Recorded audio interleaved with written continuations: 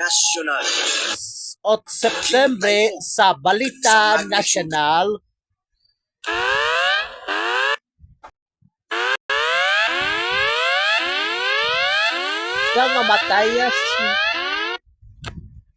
kamataya si Queen Elizabeth II. Nilinog ang Manay, Davao si Oriental na Elizabeth. nagtugas ang pagkakuba sa mga infrastruktura kagahalit sa mga tao. Nagdangat sa walutanan ka individual ang napatay. Buintay sa nangiwat sa ang gandalongon sa apektado. kakusungutan tuktog 1942 tukto 2022.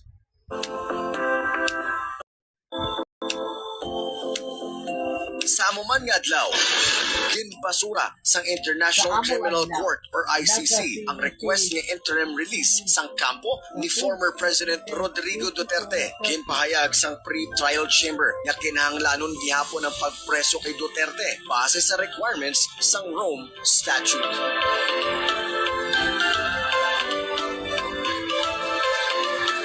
Oktubre 11, sa Balita Internasyonal, linibo ka mga US government workers ang natulaan sa kubra matapos ang naging desisyon ni President Donald Trump na buhinan ang mga empleyado sa White House sa tiyon sang government shutdown.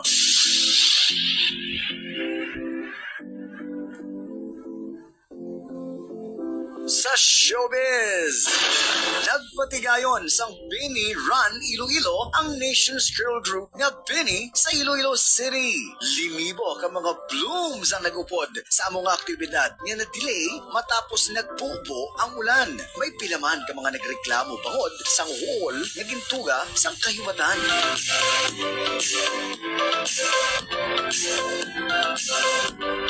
Oktubre 13, sa balita lokal, napatyagan man sa Iloilo, kakaibig nga lugar ang magnitude 6.0 nga linog sa Bogo City, Cebu. Naghingagaw panaw kag pagwa ang mga call center agents sa SM Strata sa Manluyaw at mga estudyante sa University of the Philippines Visayas sa Biagaw. Ginanunsyo man ni Mayor Raisa Treñas ang pagpadala sa Iloilo City sang 200,000 pesos nga financial assistance sa Bogo City, Cebu kag Davao Oriental nga nahalitan sang linog. Kay ever since naging practice man na nato ni sa kay Mayor Jerry nga gahatagit kita, mahatag man kita 200,000 sa Bogo and 200,000 sa Davao. Samtang tig 5 million pesos naman ang ihatag na bulig sang Iloilo Provincial Government sa mga nasabit na lugar.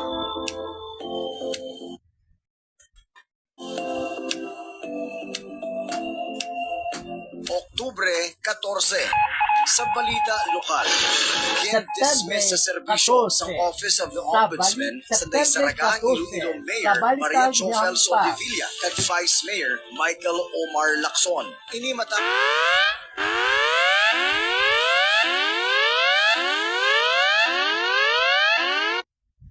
na pamatutan nga administratively liable ang tuwa sa grave misconduct. Ang kaso ang ipasaka ni Anay SB member Andre Pon Sumagaysay may kaangtanan sa ginpasar nga resolusyon sa Sangguniang Bayan nga nagahatag sa otoridad kay Soldevilla nga magsulod sa kontrata sa pagpakal sa duda. Bisan sa bungang kinatabo, kagaling pa sa una, ang kakatula nga pundo nga hindi pa lang may sekitar. So isa na nag-ugat ang akong kausap. Ang kabahin sa pahayag ni former Zaraga Iloilo SB member Andre Bon Sumagaysay.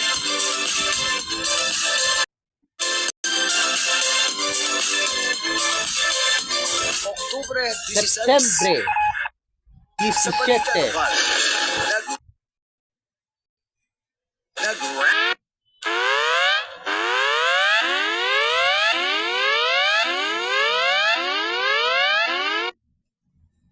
Number 7, ang graduate sa West Visayas State University. So, October 2025, Physician's Licensure Exam. Si Judah Elijah Manticahon Cagas ang nakakuha sa 89.08% rating. Sa kabubusan, 4,570 sa 5,900 ka mga examinees sa Bilog na Pusod ang nakapasar, ukon 77.46%.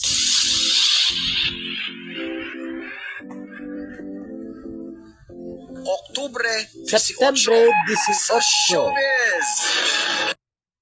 Inkoronahan bilang pag-ong Miss Grand International 2025 si Emma Mary Tiglaos ang Pilipinas sa Bangkok, Thailand. Miss Grand International 2025 is Miss Grand Isa ini kamaragtason nga hitabo para sa Pilipinas, pangod nga nagmarka ini sa pinakauna nga back-to-back win sa pusod sa Zambit nga kompetisyon. Matapos nga ginkoronahan man si CJ Opiaza sa nagligad nga tuig.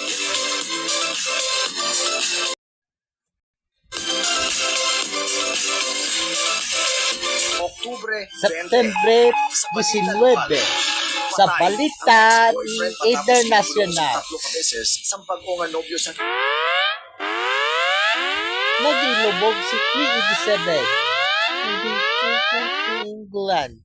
anay kahaguma sa barangay Rizales, Sansuela, City proper. Sa investigasyon sa mga otoridad nga nagtampong sa isa ka birthday ang ex-boyfriend kagampag o nga amigo sa babae kag mayara sang nagluntad nga kumusyon sa tunga nila nga tuwa kag dikto na natabo ang pagpangbuno. Nagpanagyo pa ang sospek apang sa ulihi. Nagsungka man ini sa kapulisan. Kais may mga sunlugan nga natapo. Kabitigyan sila nga relationship man mo. Ang kabahin sa pahayag ni Police Captain Michael Tuburan kin turnover sa balay